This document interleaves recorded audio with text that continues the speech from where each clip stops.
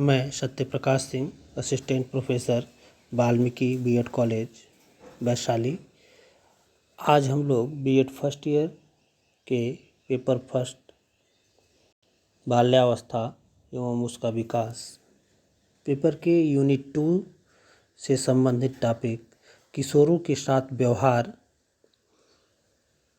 Topic के अंतर्गत शिक्षकों की भूमिका एवं परिवार की भूमिका टॉपिक को पढ़ने जा रहे हैं।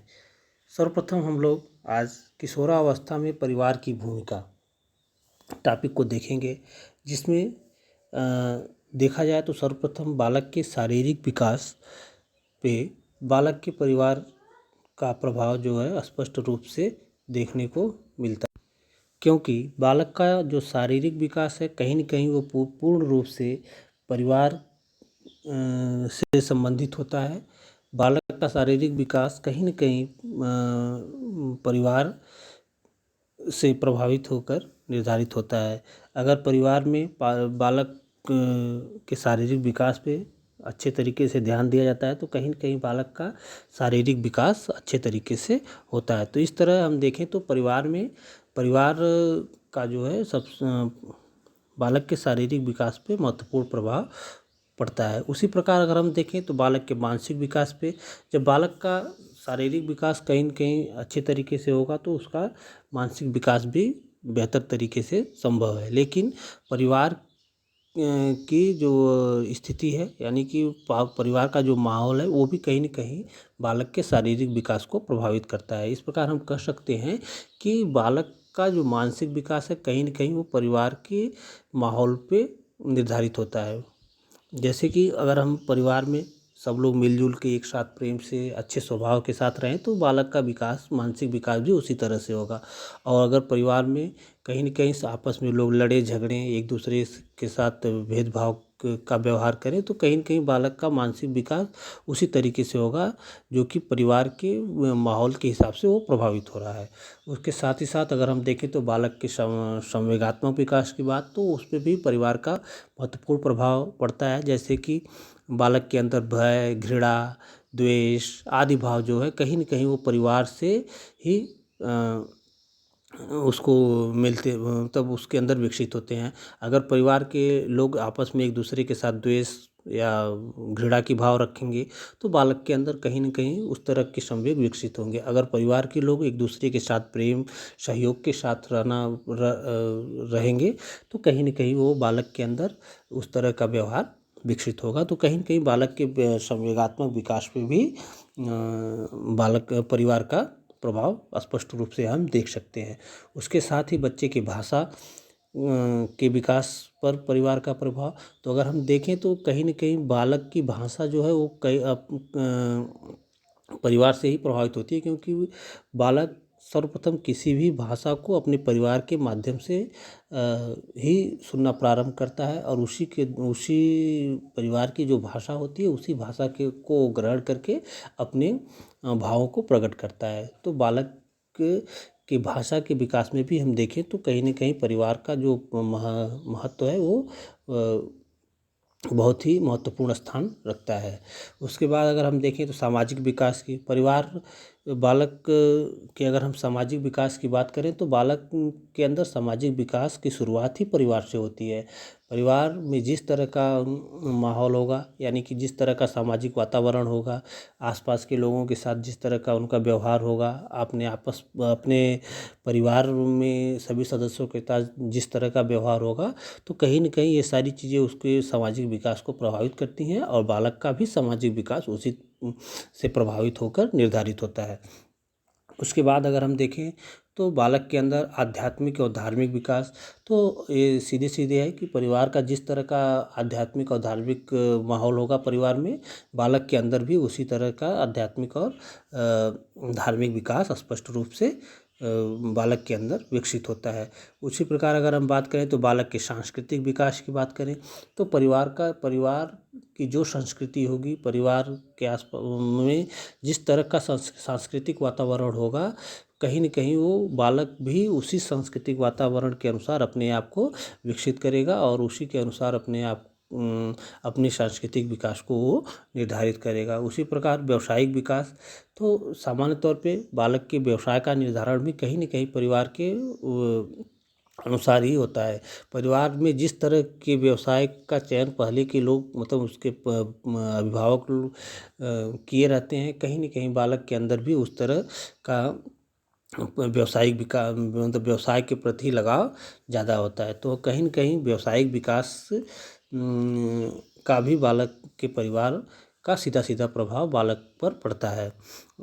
इसी प्रकार अगर हम देखें तो ये सामान्य तौर पे बालक किशोरावस्था में परिवार की भूमिका, यानी कि किशोर जो है उसमें उसके विकास में परिवार कहाँ कहाँ किस हद तक प्रभावित करता है। तो सामान्य तौर पे हम लोग देखें, बालक के शारीरिक विकास की बात किए, मानसिक विकास की बात किए, संवेगात्मक विकास की बात किए, उसके भाषा की बात किए, सामाजिक विकास की बात किए, उसके धार्मिक और आध्यात्मिक विकास की बात किए, सांस्कृतिक विकास की बात की। तो कहीं न कहीं ये सारी चीज़ें बालक किशोर के अंदर उसके परिवार से ही विकसित होती हैं। यानी कि हम ये कह सकते हैं कि ये सारी चीज़ें बालक के परिवार से ही प्रभावित होकर बालक के अंदर विकसित होती हैं, या फिर बालक किशोर जो है उस सारी चीज़ों को अपने परिवार से प्रभावित होकर ही अपने व्यवहार में ग्रहण करता है। इसके बाद अगर हम लोग देखेंगे दूसरा टॉपिक, किशोरावस्था में के विकास में अध्यापक की भूमिका। तो इस अध्यापक की भूमिका को हम लोग कार्य को दो भागों में बांट देंगे, औपचारिक कार्य एवं अनौपचारिक कार्य। तो औपचारिक कार्य के अंतर्गत हम लोग देखेंगे कि बालक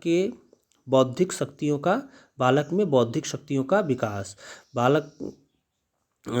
फिर दूसरा इसमें है बालक का संतुलित मानसिक विकास, तीसरा है बालक को व्यावसायिक एवं औद्योगिक शिक्षा, चौथा है मानवीय अनुभवों का पुनर्गठन एवं पुनर्संरचना।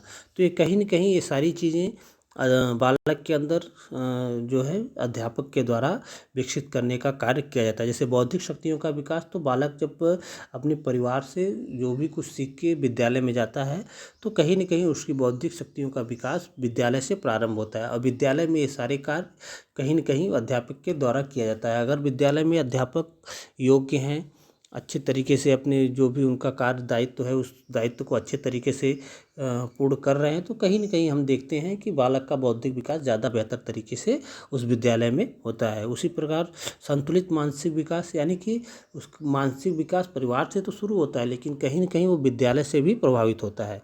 इस स्थिति में बालक का जो है एक संतुलित मानसिक विकास में अध्यापक की भूमिका भी महत्वपूर्ण होती है। उसी के साथ अगर हम व्यावसायिक और औद्योगिक शिक्षा की बात करें तो कहीं न कहीं परिवार से उसके व्यवसाय का निर्धारण तो होता है, लेकिन उससे संबंधित उस व्यवसाय को कैसे वो बेहतर तरीके से कर सके, कैसे वो उसका विकास अच्छे तरीके से कर सके, नई नई चीज़ों को जो उसमें विकसित उस व्यवसाय के लिए आवश्यक है, उन सारी चीज़ों की शिक्षा विद्यालय में अध्यापक के द्वारा बालक को प्रदान की जाती है, जिससे कि बालक अपने व्यवसाय को ज़्यादा बेहतर तरीके से, ज़्यादा अच्छे तरीके से अपना सकता है।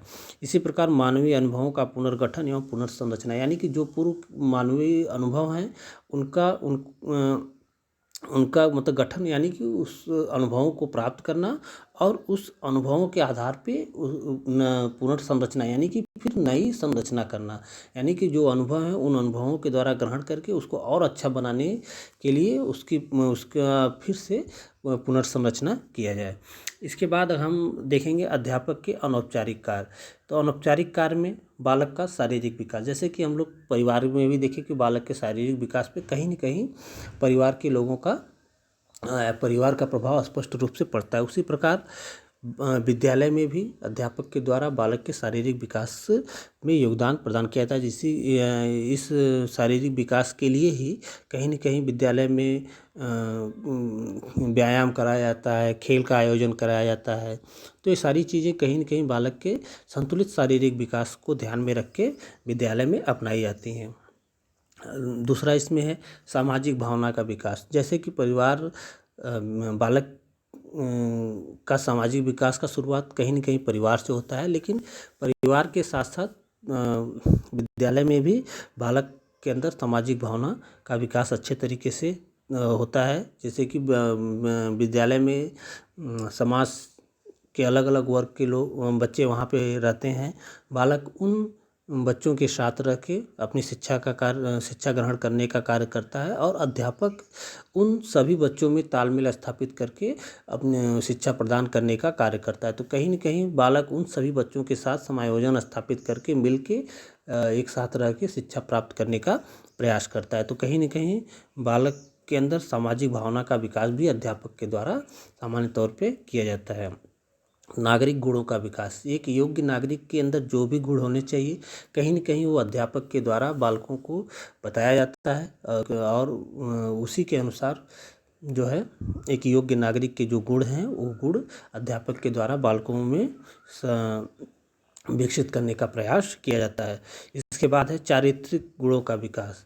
कहीं न कहीं एक अगर देखा जाए तो किशोरों में चारित्रिक गुणों का विकास जो है वो अध्यापक के द्वारा विद्यालय में प्रदान किया जाता है। अगर अध्यापक सही तरीके से बालक को शिक्षा प्रदान करे और उसके अंदर एक चारित्रिक गुण विकसित करे तो कहीं न कहीं बालक एक कुशल, या हम कह सकते हैं कि एक योग्य किशोर के रूप में स्थापित हो सकता है। तो कहीं न कहीं बालक के चारित्रिक विकास में भी अगर हम देखें तो बालक इसके अध्यापक की भूमिका महत्वपूर्ण होती है। तो आज हम लोग सामान्य तौर पे किशोरों के साथ व्यवहार टॉपिक के अंतर्गत शिक्षकों की भूमिका और परिवार की भूमिका के बारे में अध्ययन किए, और इसके अगले वीडियो में हम लोग अब समुदाय और राज्य की भूमिका के बारे में पढ़ेंगे। तो आज हम लोग किशोरों की किशोरों के विकास में शिक्षकों की भूमिका और परिवार की भूमिका के बारे में अध्ययन किए, जिसके अंतर्गत हम लोग सामान्य तौर पे परिवार की भूमिका में बालक का शारीरिक विकास, बालक का मानसिक विकास, बालक का संवेगात्मक विकास,